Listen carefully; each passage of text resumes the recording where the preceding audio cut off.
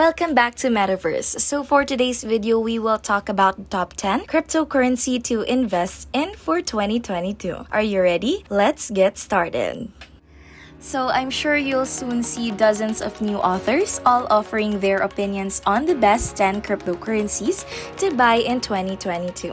After all, if they had released a video on Ethereum, a year ago Cardano would be up 400% and Dogecoin would be up 10,000% and Solana would be up 18,000%, which is ridiculous. So there has to be data that exists to find out the best cryptocurrencies to invest in, based on their current ranking, and find a relatively safe investing strategy for generating the highest returns, besides, of course, throwing money into random coins and then hoping.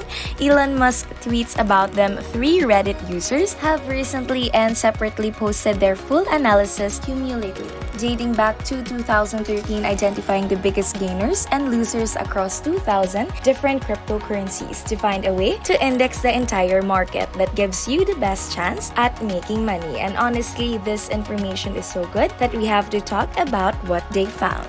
The first analysis worth exploring is from the Reddit user at Milanutigray, who did a full analysis in the top 200 coins in January of 2020 to determine which one did the best with returns of more than 10,000% and which ones did the worst, leaving you with absolutely nothing. It all starts with the analysis of the top 200 coins beginning in January of 2020. Surprisingly, out of the 200 coins, 120 of them are no longer on that list, meaning almost all of those ranked in the second half between 101 and 200 have not kept up with the market and then have fallen now. As he mentions, it's an important distinction that market cap ranking isn't always a correlation with the price. For example, if coin 10 has a market cap of $30 billion and trades for $1 each, it's still possible for it to lose its ranking simply because other coins do considerably better, even if it's still worth very same $30 billion at $1 each of the year later. Now, in terms of the others though, it does appear that the top 50 coins have more or less stayed exactly the same, with over 90% holding their ground and growing in price. Next, in terms of the top 2020 after 1 year, fully only and one of them is entirely gone, and that would be G999. Now, since I had never heard of this one before, I started doing some research, and after a minute it became very clear that the world thing was a blatant pump and a dump scam. From the very beginning, it was created as an obscure altcoin whose only achievement was being listed on CoinMarketCap and Etherscan and their trading value, and was fabricated to gain enough momentum to begin generating some excitement for it to turn into a full-fledged of MLM. But regardless, it still made its way into the top 20 before eventually now being worth nothing. The third, according to this analysis, unlike the stocks and pretty much every other rational investments out there, during this time frame, it actually appears that diversification would have hurt and lowered your return. What's most interesting is that within the top 200, the majority of the gains were concentrated in the top 2, or basically just Bitcoin and Ethereum, even though the others certainly did well by most standards, with an average return of about 1,000%. Overall, Bitcoin and Ethereum really carried the majority of the market, and you would have been best off just investing in those. And fourth, since everyone typically hears stories about someone investing a few $1,000s and turning it into millions, the reality is only 5, and have seen a return in excess of 10,000% out of 200 different options, meaning if you're randomly investing, you have 2.5% chance of picking the right one, with the losers severely impacting your return. More often than not, the losers go down by a lot in case of the average drop was anywhere from 90 to 100%, which is not good. Now, sure, overall, had you bought into each of these 200 cryptocurrencies equally, you'd have seen an average return of 1,200%, which is nothing to sneeze at, especially considering that SP 500 was up to 31 during the same time frame. But you would have done almost just as well by sticking with the top 2, and that is otherwise you're betting betting on the 1 in 50 chance that you're going to get a 10,000 gainer, with the risk, of course, of losing everything. But it doesn't stop there. The same user took even further and analyzed the market over the last 4 years, beginning in November of 2017, right as the cryptocurrency market was about to explode, just to see how many of them are still around today and how much you would have made had you invested your money. Now, even though a total market cap has increased about 10 times, 231 billion to 2.6 trillion, only 8 for coins have stayed in the top 30 from then until now. And as he explained, that's Bitcoin, Ethereum, Tether, Cardano, Ripple, Litecoin, Bitcoin Cash. Even though its market cap saw a decline and Stellar, that's it. The rest have fallen, and though we don't talk about those anymore. The second, what's also interesting is that Bitcoin's dominance is relatively unchanged, even though other options like Ethereum and meme coins have begun chipping away and at the same of the market share. And third, in terms of the other options within the original 2017 top 30 list, 10 of them have still seen a slight increase in the market cap. Although as other new options are introduced, they take over new spots and bump the old ones further down the list. I also found it interesting that when we look back to 2017, QZ reported that on the top 10 biggest gainers of the year, and of which was Ripple with a 36,000 ROI. As you can see, when you put that side by side with Bitcoin, it's not even close. But today, here's how those top 10 fared and just would have happened had you invested $100 in each beginning on January 1st, 2018. With Ripple, your 100 would be now worth of $43 for a loss of 57% over the last 4 years. $100 in them would now be worth $15.48, and 85% loss, $100 and order would be worth 18.57 cents and 82 loss. Since I'll save you the entire time of spending each of these one by one, here are the results in total. You would have invested $1,000 and today would have and $7,522.62, which, let's be real, that's incredible, even though 80% of those choices have lost an average of over 50%. However, if we just remove Binance Coin from the selection because it makes up the majority of the money, your overall return would drop to a loss of 18%. So as we could see with cryptocurrency, past performance is not an indicator that it will continue to do well in the future. However, what if there's another strategy out there that works even better? And that's what brings us to our second Reddit user, at Joe M4. He runs a blog called top10cryptofund.com, where he tracks investment within the top 10 cryptocurrencies on a regular basis since January 1st, 2018. And as we are quickly approaching the 4-year mark, his returns and strategies should give us a lot more insight into exactly how and where the biggest gainer come from. See, instead of buying dollars into the top 10 coins beginning on the December 31st, 2017, and then he just let it ride for the entire year. Now, just off the top of your head, how much do you think this experiment made him in the following 12 months? Do you think it's $2,000, $4,000, $5,000? Well, if you had said an 84% loss, you would be right. His $1,000 investment was turned into a $150 amount, with some seeing a total loss as high as 94%. Back then, even the almighty Bitcoin fell 70%, and 4 of the top 10 original coins were no longer in the top 10 by the end of the year. So 2018 was bad, but you know what they say, when you get knocked down, do it again.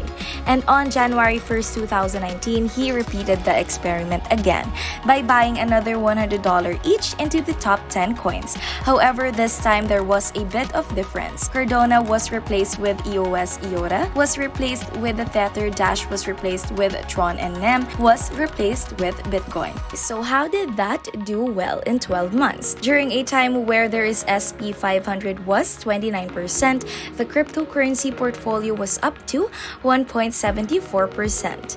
That's it.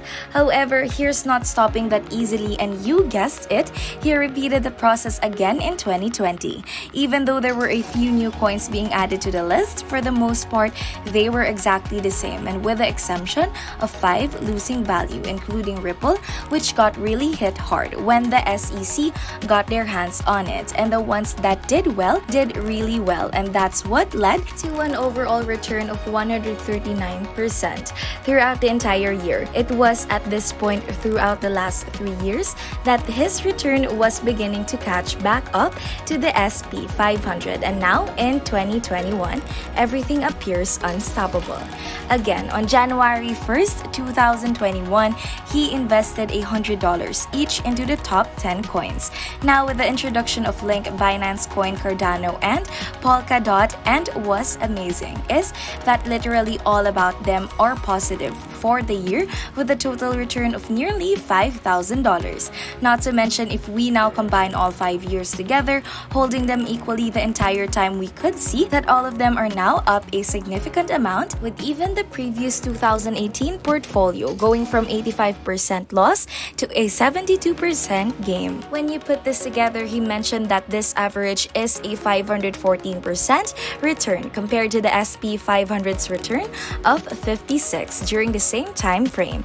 But in terms of what you could do with this information, here are the investment strategies that are personally found to be most realistic.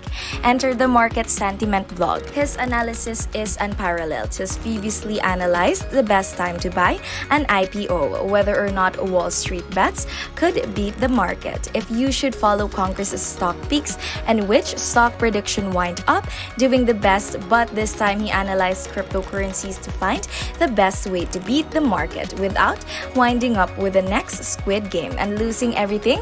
To do this, to extracted that the daily trading data across 370 different exchange and 1,985 coins to find the commonalities based on historic price, market capital, and trading volume going all the way back to 2013, and the result was extremely surprising. On the surface, he found that when you compare the first listing price to an exchange with the current price available today, only 40% of them have gained value.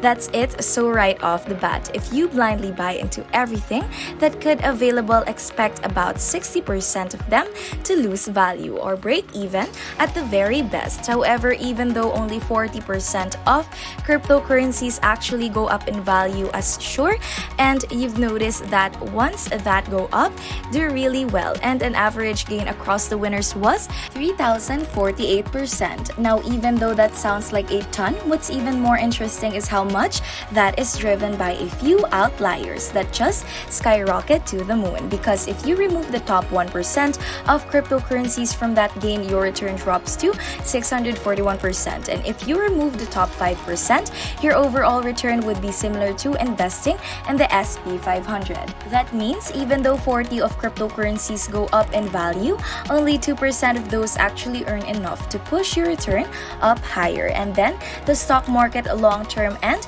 98 of the time you would have been better off just by doing a boring stock market index fund investor instead. Although in terms of viable investment strategies to try capitalize on that 2% that goes up a lot, here's what he found according to the market settlement. And based on the past performance, the most reliable method of investing is simply to buy an equal amount of the top 10 coins every single month and then doing absolutely nothing. That's it. The goal is to create a strategy that anyone could do, that doesn't take a lot of work, that isn't reliant on luck or Elon Musk tweeting about it, while still keeps the largest coins that are least likely to be a rug pull scam. He also mentioned that by doing an equal split, you are taking on much higher risk as you are investing in relatively smaller cryptos, and you are being rewarded for that extra risk you took. As you could see, a long-term hold regardless of the year you first invested has so far produced a positive return in excess in that of the stock market, leading us to believe that most effective way to invest is to simply buy them all and wait.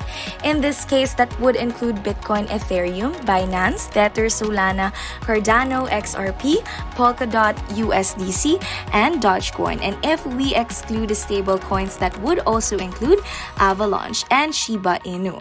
Now keep in mind, just like we saw in 2018, it is possible to create a portfolio like this that subsequently drops 85% in value and may never recover, but you believe in the market long term and you have the extra cash to risk and hold without panic selling, then maybe allocating some amount of money of your portfolio to do this experiment could give you a positive return if you have the patience. Just remember, the market has and will see significant drops along the way with no guarantees of ever coming back.